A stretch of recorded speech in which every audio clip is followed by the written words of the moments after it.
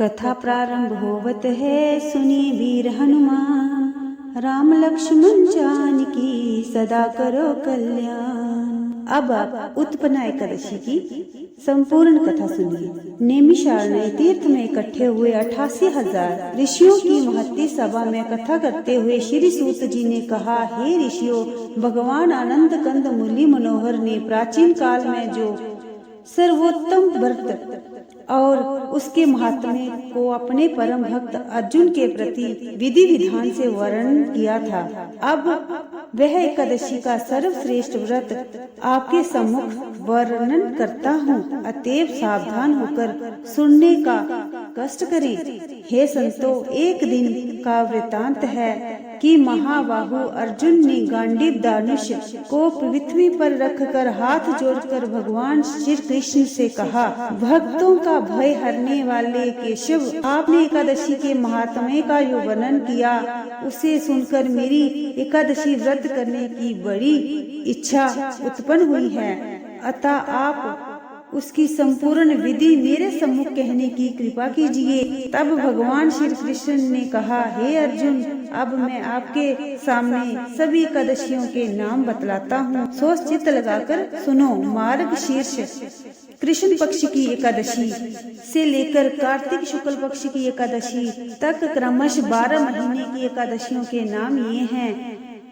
पहली उत्पन्ना, मोक्षदा, सफला, पुत्रदा, षटतिला, जया, विजया, अमला, पाप मोक्षिनी, कामदा, वरुधनी, मोहिनी, अपरा, निर्जला, योगिनी, देवशयनी, कामिका, वामन, परिवर्तनी, पुत्राजा, पद्मा, इंद्रा, पापकुंछा, रमा, देव प्रमोदनी और अधिक मास की पद्मनी तथा परमा, ये एकादशियां कही गई हैं। हे अर्जुन, जो कोई मनुष्य एकादशियों के उद्यापन करने में सर्वथा असमर्थ हो, उसे केवल इन्हीं 26 एकादशियों के नाम का सच्चे दिल से उच्चारण करना चाहिए। तथा इस प्रकार जो पुरुष किसी विशेष कारण से एकादशी व्रत ना कर सके, तो उसको भी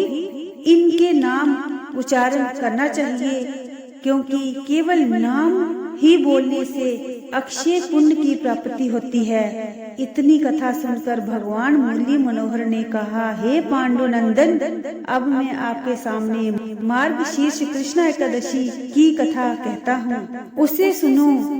एक समय का वृतांत है कि महाबली मूर नामक दैत्य संग्राम में समस्त देवताओं को पराजित करके स्वर्ग के ऊपर स्वयं अपना अधिकार जमा लिया।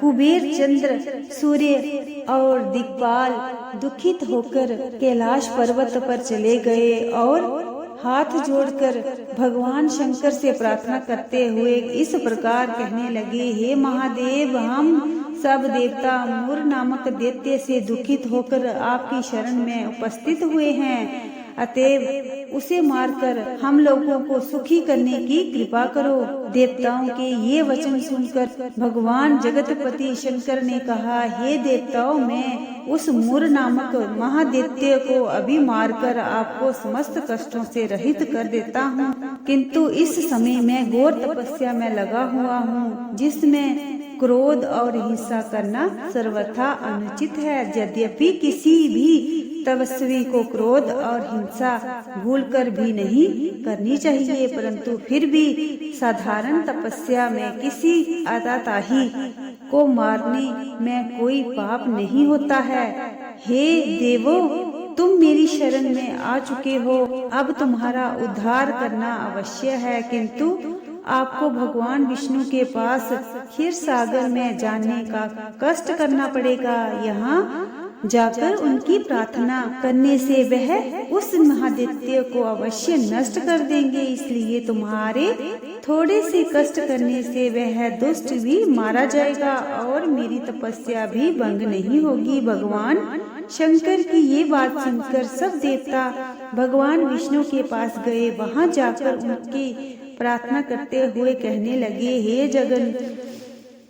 हे जगदीश, ब्रह्मा कुल में उत्पन्न नाड़ी अंग नामक महादैत्य के पुत्र चंद्रबली नामक नगरी में अधिपति मुर नामक महाबली असुर ने संग्राम में सब देवताओं को पराजित करके स्वर्ग पर स्वयं अधिकार कर लिया है।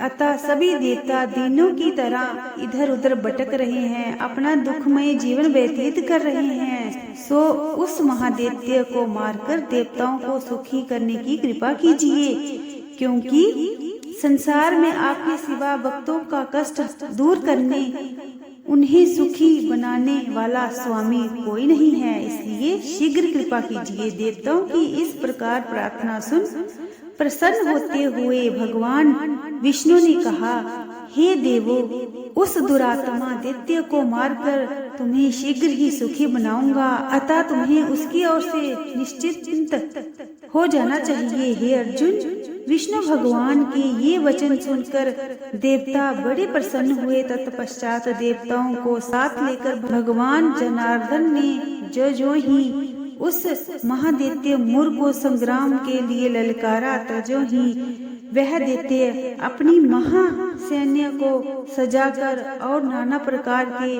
आयुधों को लेकर भगवान से युद्ध करने के लिए आकर उपस्थित हुआ। इसके बाद देव और असुरों का युद्ध प्रारंभ हो गया। भगवान की कृपा रूपी शक्ति की प्राप्ति करके देवता बड़े बलवान हो गए और असुर को पराजित करते हुए उन्हें धरती पर सुलाने लगे। अपनी सेना को देवों द्वारा हताहत होते देखकर मुर के क्रोध का कोई ठिकाना न रहा और कराल काल के समान अपने वर्णों को धनुष पर रखकर मल्लकाल के महादेव के समान देवों पर बाण वर्षा करने लगा।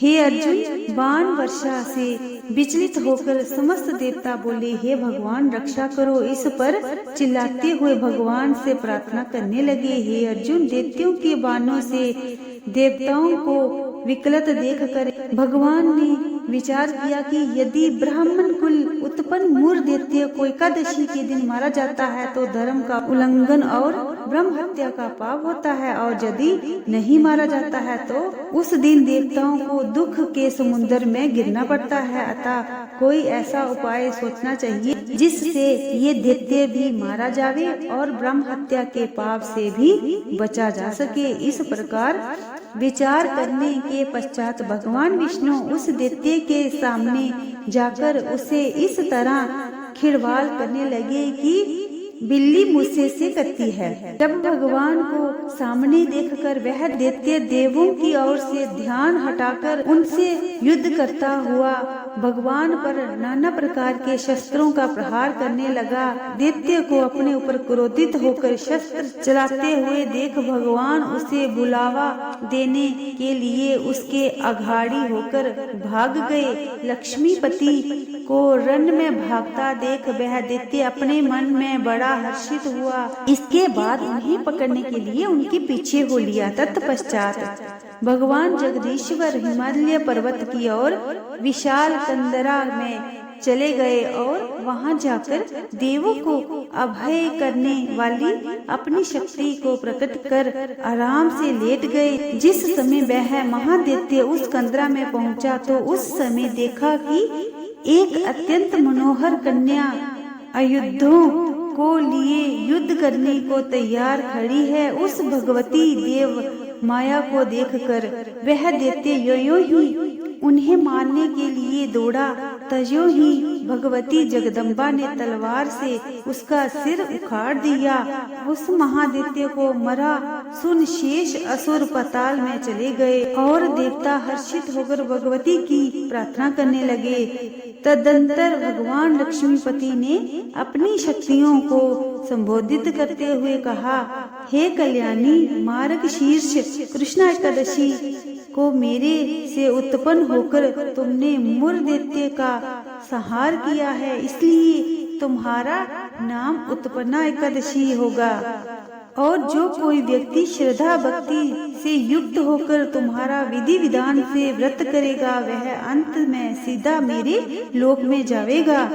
यद्यपि मुझे तृतीय, अष्टमी, नवमी, चतुर्थी ये तिथियां बहुत प्रिय हैं, परंतु ये एकादशी मुझको सबसे अधिक प्यारी होगी और तेरा व्रत करने वाला संसार में सबसे अधिक पुण्यात्मा गिना जाएगा। इतनी कथा सुनकर भगवान श्री कृष्ण ने कहा, हे कुंती नंदन, इस तरह एकादशी मुझसे उत्पन्न होकर संसार में सर्वश्रेष्ठ गिनी जाती है तथा जो प्राणी एकादशी का व्रत करता है उनके समस्त शत्रुओं के सहित कष्टों का नाश हो जाता है। मैं उन्हें समस्त सुखों के सहित स्वर्ग का सुख भी प्रदान करता हूँ। अतः सुख, ऐश्वर्य, पुण्य, यश और मन इच्छा फल पाने को मनुष्य को अवश्य इस एकादशी का व्रत करना चाहिए।